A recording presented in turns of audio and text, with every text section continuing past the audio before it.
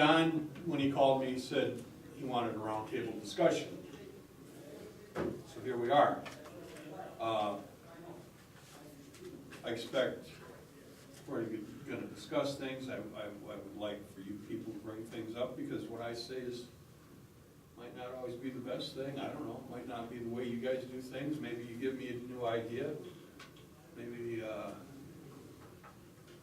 know I've got two people in here that are on my crew, and a third one I used to work with, another one I know real well. That, maybe you guys can give me some new ideas. But anyway, I'm gonna start with the pregame. Normally, as an umpire, we like to pregame with my crew, new rules, situation, discuss things. A lot of times we discuss who we have that evening. Maybe two running teams, maybe two passing teams, maybe a running and a passing team. Kind of gives me an idea as to what I'm going to do that night as an umpire, where I'm going to line up. I'm going to line up 6 yards off the ball. I'm going to line up 10 yards off the ball. Kind of depends, where the linebackers are. So running, if we're going to run, then I may be right behind the linebackers. If we're going to throw, I may be back behind the linebackers a little farther. It just depends. I got a good back judge and Stubb over there. He knows what's going on. But anyway, some umpires are different. Some umpires, might like to be all the time right up on top of things, and other ones might like to be back maybe more than 10 yards. I don't know. How do you guys work? Any umpires in here? One, two umpires, three. How do you guys work? How do you guys work off the ball? How far you tend to be off the ball? 5 to 7. 5 to 7. I was gonna say I'm about 7. Are you consistent with that? Yes. Depends If they're passing, or if they're running, if they're passing, you don't want to be deeper, because it's going to take you longer to get to the line of scrimmage, because you have to get to the line of scrimmage, correct? Right. So that's why I stay the same depth. They got a good fullback and he's trying to eat off me and get a pick set on me, I get away from you.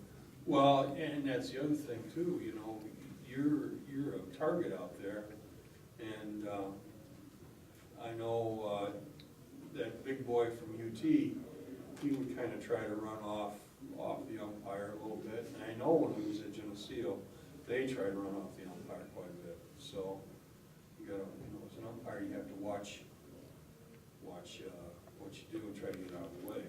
Sometimes I don't make it out of the way. The older I get, the dumber I get, I guess, and I stick my head in the middle of things probably more often than what I should, but, it happens.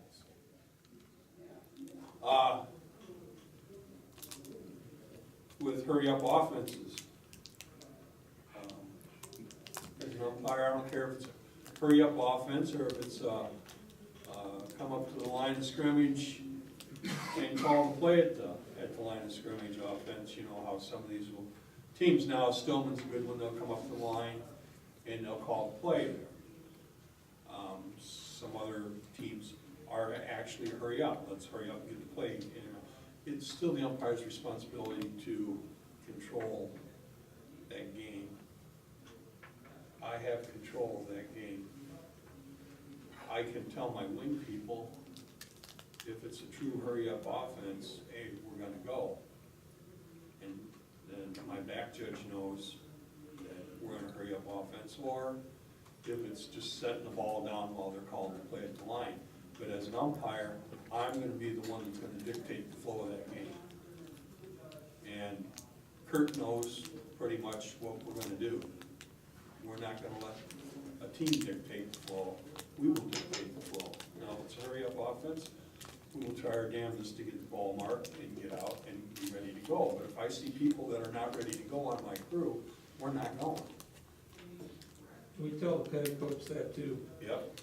When they tell us that type of offense they're gonna run, that's fine. We will try to stay as consistent we can with every snap to keep the flow going correctly. But we will not give our signal that I will blow that whistle based on how he's spotting the ball, where he's at, where our partners are at. Again, we have to be ready. Don't care if they wanna go 10 seconds faster than what we are. This is gonna be as fast as you're gonna get to go with this crew, because this is where we can fairly give both Yeah. teams the same advantage on that snap. We haven't had an issue with coaches No. letting us do it that way. As long as we do it consistently, then they'll work off of us. And I think we're pretty consistent with that. But it's important that this is what can happen if you let another team dictate the flow. After a while, it's gonna be helter-skelter out there, and you're gonna have guys that aren't ready on the lane. You're gonna have, maybe the last play was a pass play, and he had to go get, go out of bounds, get the ball, and relay it back in. He might not be ready yet with time in the 25 seconds. And there's just so much crap that can happen if you let a team dictate the flow of the game. So that's why, as an umpire, it's your kind of responsibility to dictate the flow. Now, I know at the beginning of a game, sometimes we're all antsy and, we get up and, and maybe the first series, and then you gotta settle it down a little bit and say, hey, this is my job responsibility out here to make sure everybody's set, and make sure I'm the one dictating the game. And I don't know, yes, do I do a good job or a piss poor I job? learned a couple of years ago that, like you said, go get the ball. I learned a couple of years ago, make the kid go get it. They can't play without the ball. There you go. They're a lot younger than you are. If they wanna play, they'll get the ball for you. Can't play without a ball. And they can't throw just another ball in. They gotta throw a ball in that they check.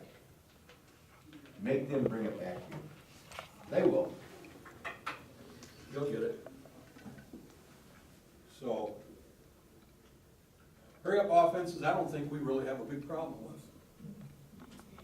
I think we handle it the way we're supposed to handle it, and if they don't like it, that's tough, that's the way it's gonna be for that night. And it's like you said, Kurt, we've not had a problem with anybody, coach or anything like that, saying,